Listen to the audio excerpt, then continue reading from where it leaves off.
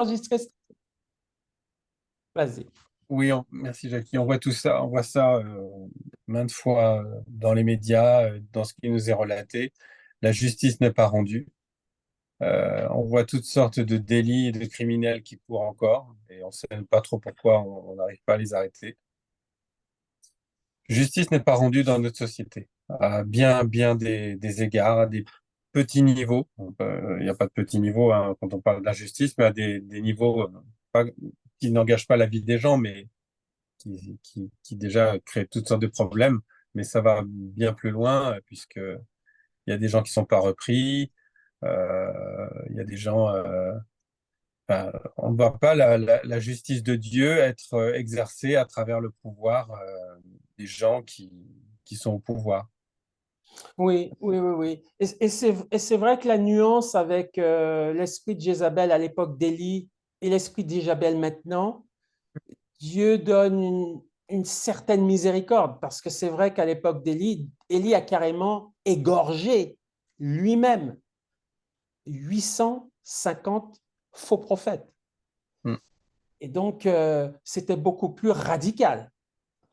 Et aujourd'hui, ces gens-là qui ont l'esprit de Jézabel, qui veulent dominer, écraser, tuer, le Seigneur leur demande de se repentir. Et c'est le Seigneur qui va, entre guillemets, les égorger ou les détruire. Ce n'est pas à nous de le faire. Euh, mais on est là quand même pour les avertir et leur dire, attention, si vous continuez comme ça, le châtiment de Dieu est plus grave, parce que tuer le corps, c'est une chose, mais celui qui peut amener les gens en enfer, brûler éternellement en enfer et être tourmenté jour et nuit au siècle des siècles, ça, c'est plus grave. mm, mm. Et c'est vrai qu'on peut avertir ces gens-là, comme d'ailleurs la vidéo qu'on vient de voir. Hein. Au départ, il lui dit, tu vas aller en enfer.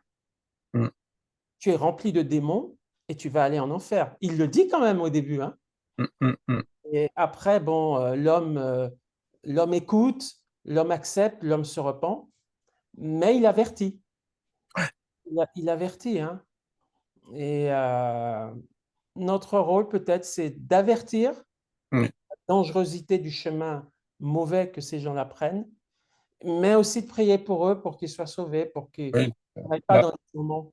leur révéler l'amour de Dieu en Jésus-Christ, parce que c'est pas la révélation de l'enfer directement à elle seule qui fait que les gens vont se rapprocher de Dieu, mais c'est la révélation de l'enfer et la révélation de ce que Jésus est mort pour nous éviter ça. Amen. Et donc l'amour de Dieu pour jusqu'au bout, hein. Jusqu'au bout, Dieu va aimer les êtres humains. Mais il y a un temps de jugement à un moment donné. Qu'est-ce que tu en penses, Brigitte? Oui, on retrouve aussi on disait, tu sais, il y a une autre histoire aussi où, bah, comment, ah, mais moi, j'arrive pas parce que je lis pas suffisamment la Bible. Non, mais dis l'histoire, dis l'histoire. Bah, tu sais, c'est qui sauve le peuple juif, là, comment elle s'appelle? Euh, Esther. Esther aussi. Mhm. Mais elle, c'est pas là, c'est l'inverse de Jézabel, hein. Ouais, mais Euh, Aman, c'est l'esprit de Jézabel, par contre. Ça peut être chez un homme, bien chez sûr. un homme, ouais. Ouais, cet esprit-là peut être chez un homme. Il était bien effectivement chez Aman qui voulait détruire les Juifs. Hein. C'est de ça dont tu veux parler? Mm. C'est vrai. Et malheureusement pour Aman, enfin, Aman était malheureusement mal barré, si je puis dire, parce que enfin, c'est toujours la même chose. Il a toujours la possibilité de se repentir. Mais il a été, tu sais, à un moment donné, quand tu franchis une ligne rouge, il y a des lignes spirituellement qu'il faut jamais franchir avec Dieu. Mais on ne sait pas à quel moment on franchit une ligne de non-retour. Mhm, c'est ça. Voilà. Et à un moment donné, Aman a franchi une ligne de non-retour.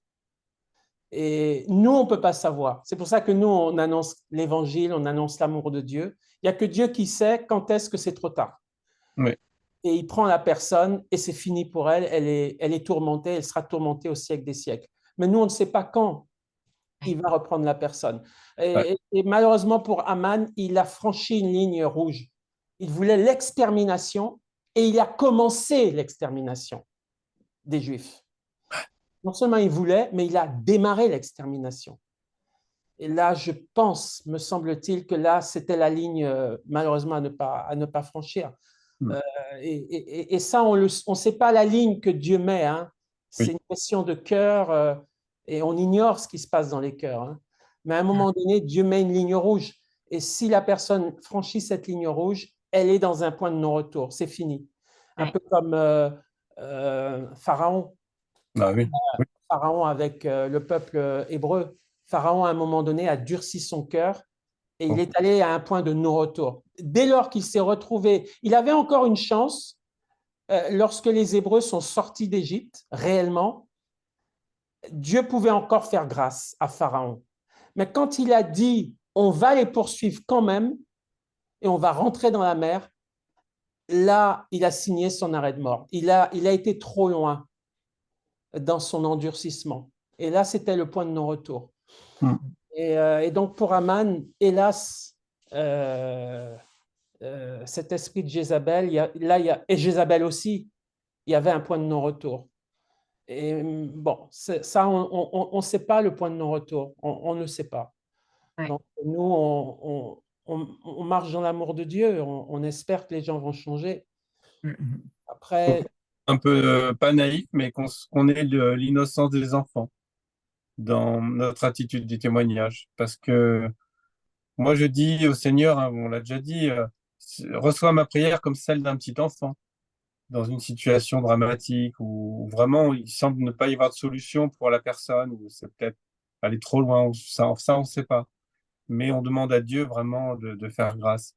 Tu sais, Jackie, je recherche et je prie Dieu qui m'aide à retrouver, peut-être dans un historique de photos en grand nombre, les témoignages de conversion de nazis à Nuremberg. ouais, Il y amen. a un pasteur évangéliste, enfin, il avait jeûné une dizaine de jours, je crois bien, parce qu'il avait à cœur, de la part de Dieu, de témoigner à des nazis en prison à Nuremberg.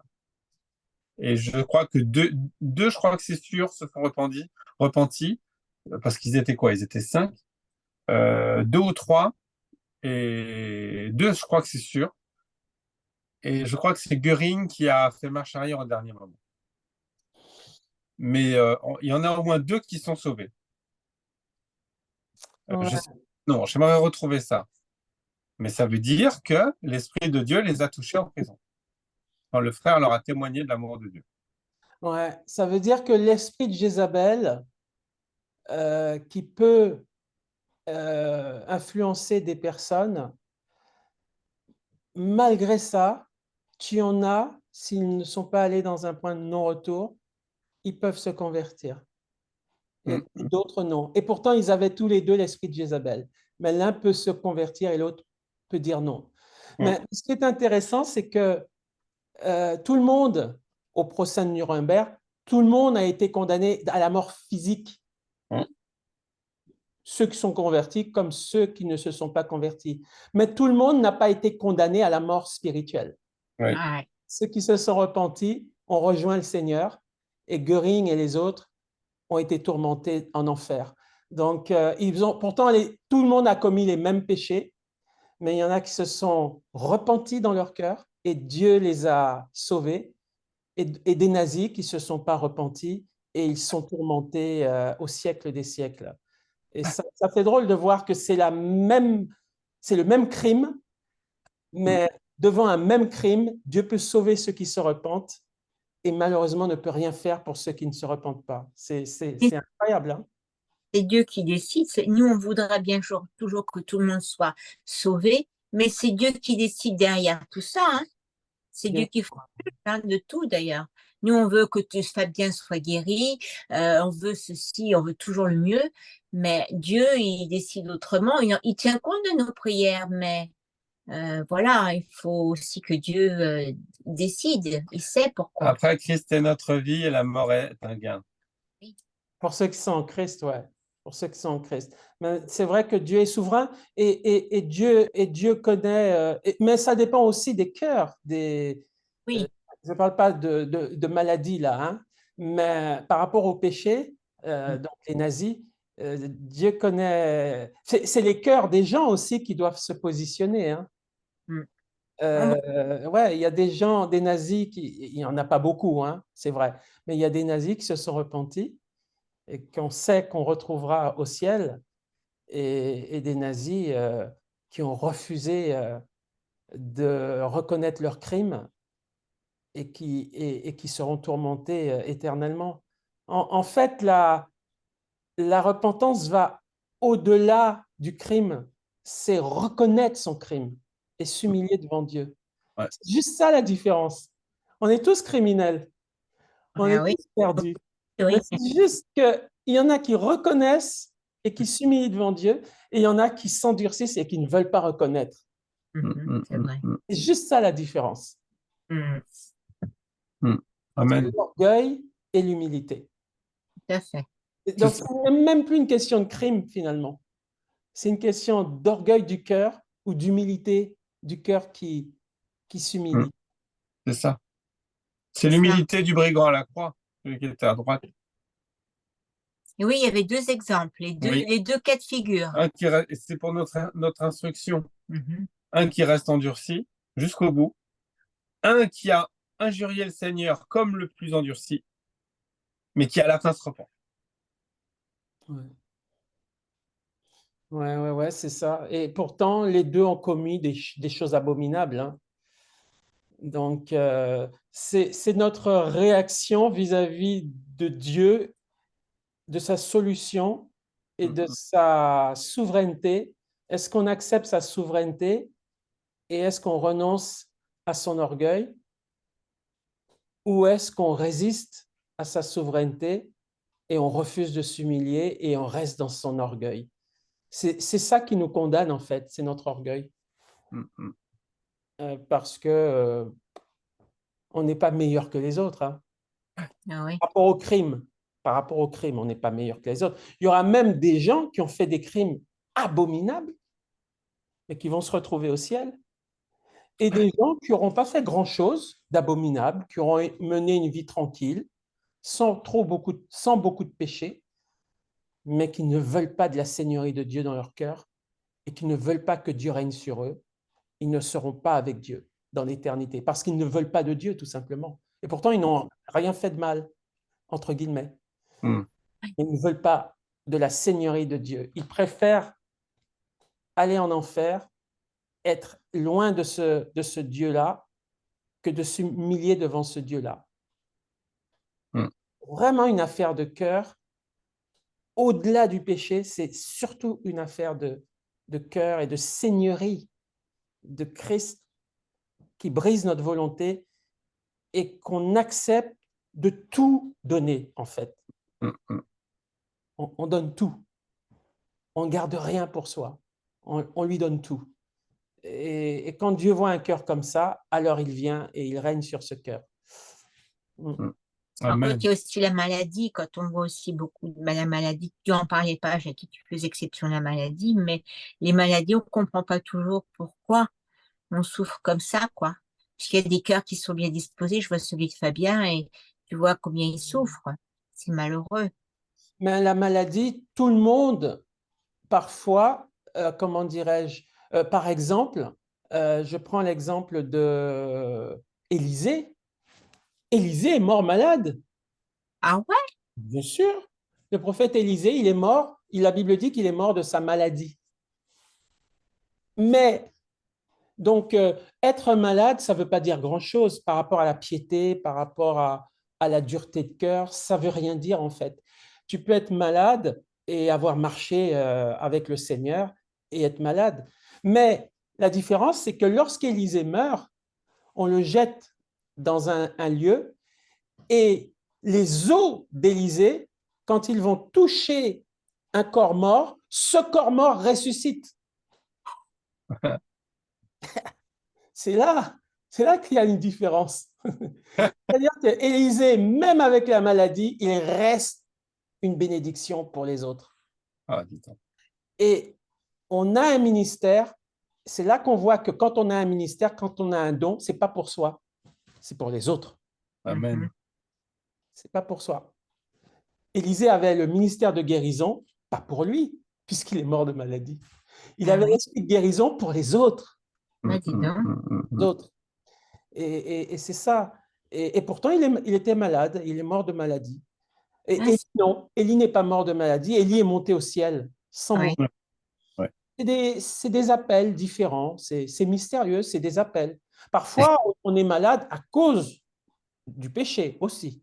C'est vrai. Parfois, on est malade parce que Dieu permet que ça se passe comme ça, pour sa gloire. Et on voit dans l'exemple d'Élisée que on voit pourquoi Élisée est mort. C'est pour que Dieu nous montre que son ministère continue outre-tombe. Ah. Son ministère de guérison continue outre-tombe. Le Seigneur a dit à Paul, ma grâce te suffit. Ouais. Donc, c'est vrai. Pareil pour Samuel. Samuel meurt et son ministère outre-tombe continue, puisque Saül invoque, au travers d'une magicienne, il invoque Samuel. Samuel monte.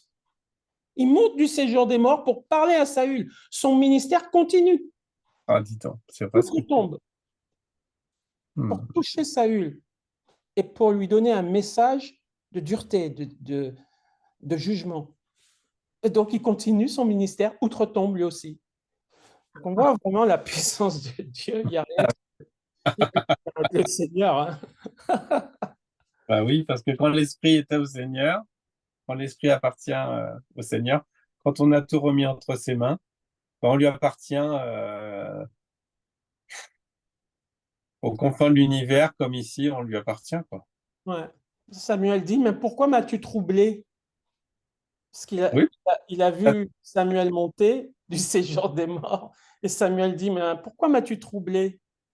Dieu t'a déjà dit que tu as désobéi en n'exterminant pas Amalek, en ne faisant pas voir à Amalek la colère de Dieu. Et Dieu ne t'écoute plus. Demain, tu seras avec moi, toi et tes fils.